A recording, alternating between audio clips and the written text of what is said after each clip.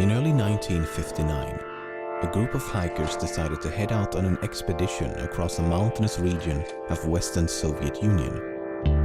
The group consisted of 9 experienced men and women greatly familiar with the Siberian wilderness.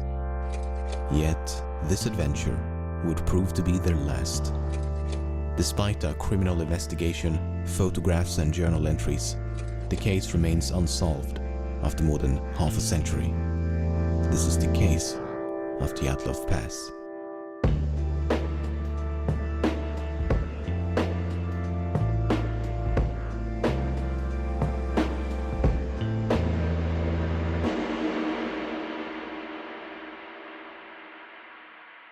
In the early morning of January the 23rd, 1959, a ski and hiking team of 10 boarded a train headed for the Ural Mountains in the middle of the Soviet Union.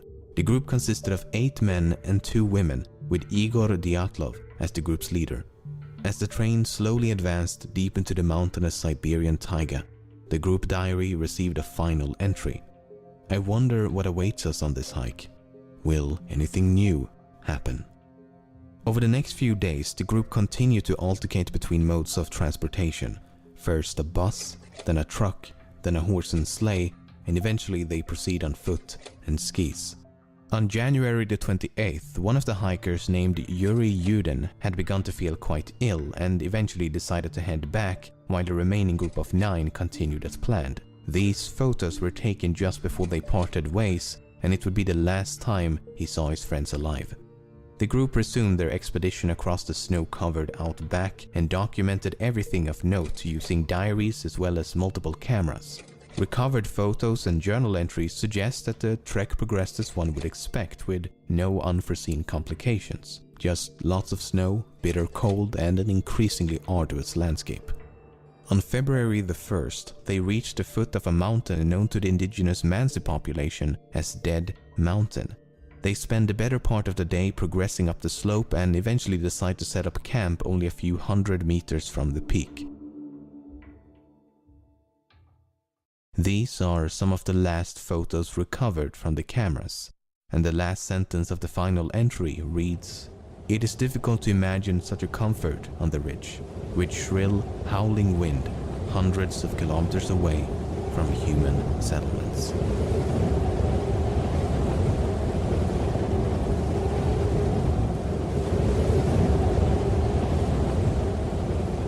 A few weeks later, friends and relatives begin to worry. No one has heard from Igor or any of the other members of the group. After much debate, a team of volunteers eventually head out to find them. On February the 26th, the search party is finally able to locate the camp on the slope. It's obvious to the first at the scene that something has gone horribly wrong. The tent is in scrambles, covered by a thin coat of snow. The hikers' belongings and equipment was found orderly placed inside the tent, but the tent itself had been slashed open with a knife from the inside. The next day, 9 pairs of footprints lead the search volunteers down the slope towards the nearby woods. Given that the footprints left rather mild indentations in the snow, would suggest that they descended the slope in a rather calm and orderly fashion, as opposed to running away in panic.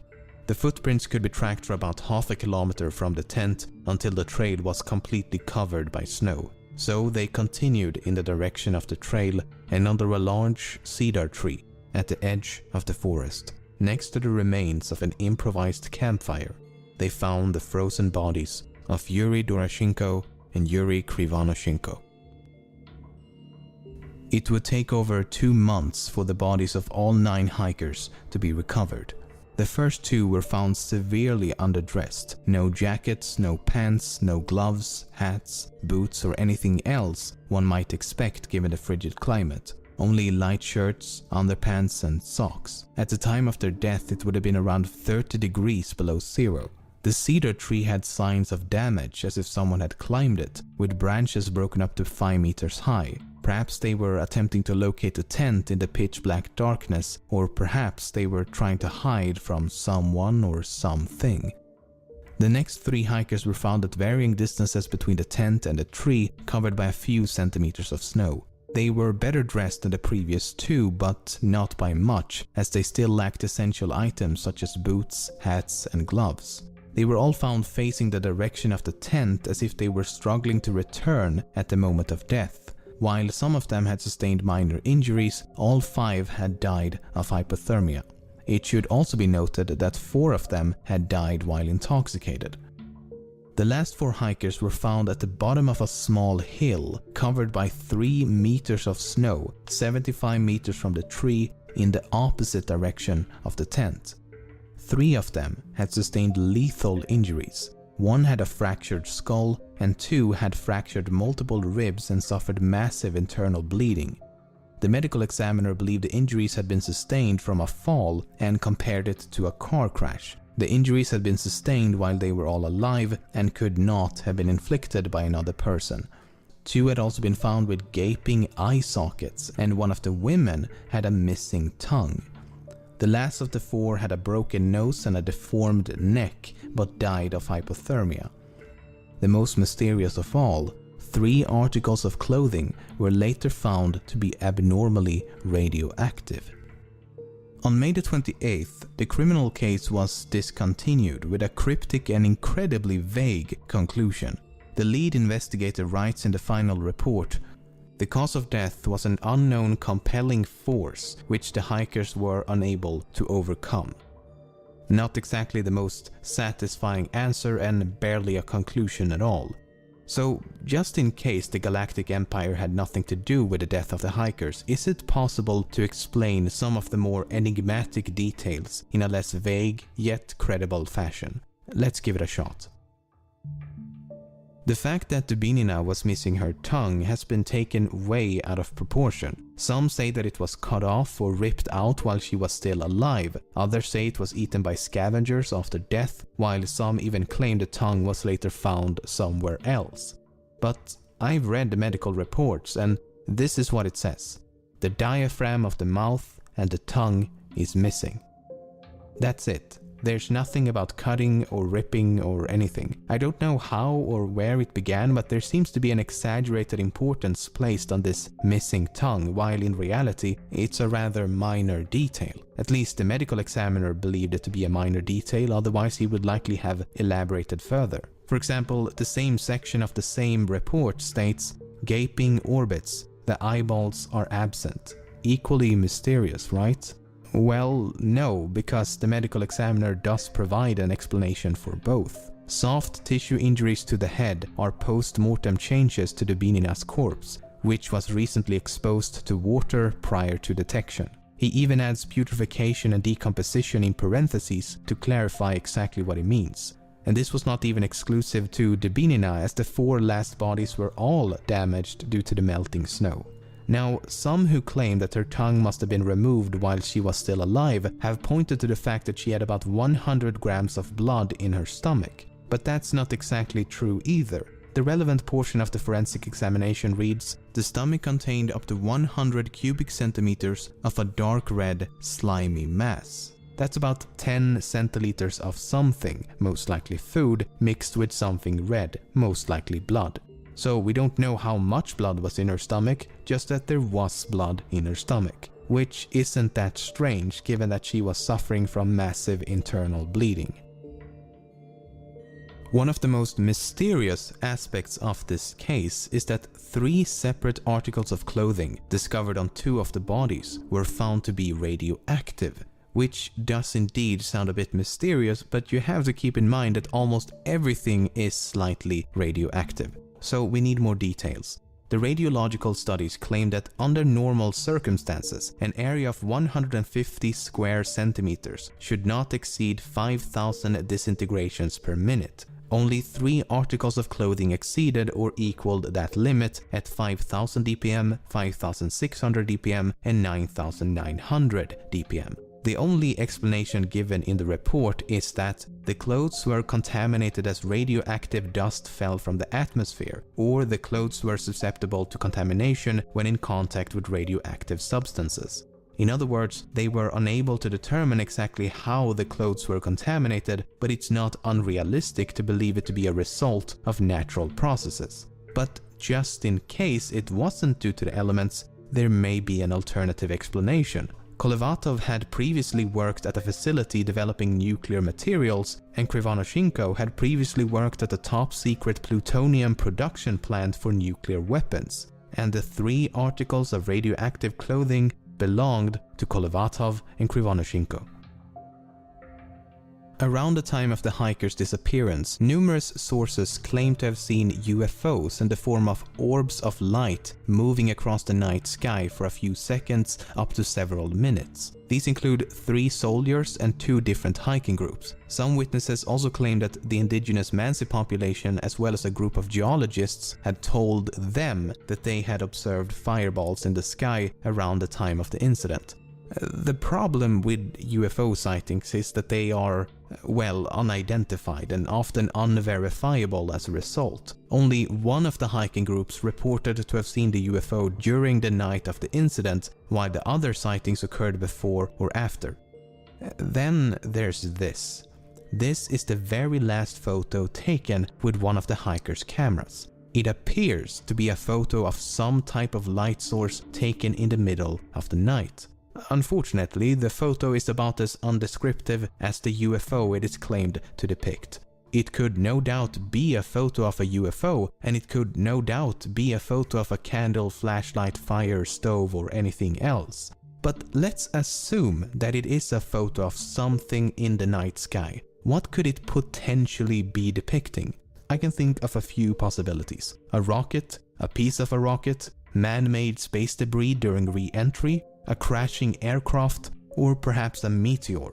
None of which would be too surprising given that this is the Soviet Union in the middle of the Cold War as well as the space race, so there would have been a lot of aerial activity. At the time when space exploration was about as fresh as a prince living in an affluent LA neighborhood, it's not surprising that people were unable to identify the mysterious lights. Regardless, it could not have landed close to the hikers as it would have been found by the search teams. And if the object had already been recovered, there should have been evidence in the form of a crash site, footprints, and other activity on the ground. So, given the fact that there is no obvious connection between the UFO and the hiker's disappearance, I'll put this in the spooky red herring box. So, what happened? Why did they leave the tent? Why was it slashed open from the inside? How did some of them sustain such major injuries while the others simply succumbed to the cold? Why were so many of them underdressed? I think the biggest mystery is how it's been able to remain a mystery given the abundance of information. So after spending the better part of this month hiring multiple Russian translators reading through a massive amount of material ranging from theories about a KGB cover-up to a simple avalanche accident, this is what I believe to be the most credible explanation. First of all, why would they leave the tent? That seems to be the most important missing piece of the puzzle. I would argue that the only thing that could make them leave would have to be an immediate threat inside the tent. If something was outside, such as an animal or a UFO, then there would be no reason to cut the tent open. There were no signs of an avalanche, however, they could have escaped believing an avalanche was tumbling towards them. The problem with that theory is that the footprints show them walking in a calm and orderly manner down the slope, as opposed to running away in panic. So something caused them to panic inside the tent, but once outside, they calmed down and made a conscious decision to walk down the slope. Now, take a look at this photo. The pipe sticking out of the tent entrance is the exhaust pipe of the internal stove. This was a completely unique and homemade design as the leader of the group had built the stove himself. We know they had used the stove on the night of the incident before the incident took place, as partially eaten pieces of fried ham and bacon were found inside the tent. I think that after disassembling the stove and removing the exhaust pipe, the embers inside the stove were accidentally reignited. As the exhaust pipe had been removed, the smoke would have filled the tent in seconds. As they attempted to get control of the flame, they cut a few holes at the top of the tent to vent the smoke. When that didn't work and it became increasingly difficult to breathe, the side of the tent was slashed open and they all escaped in a state of panic. There's even more evidence to support this theory. Several members of the group were found with burn marks on both their bodies and clothing, which could definitely have been a result of the improvised fire under the tree, or perhaps a scalding hot metal stove. Some of them were also found with blood around their mouth, and coughing up blood could be a symptom of smoke inhalation.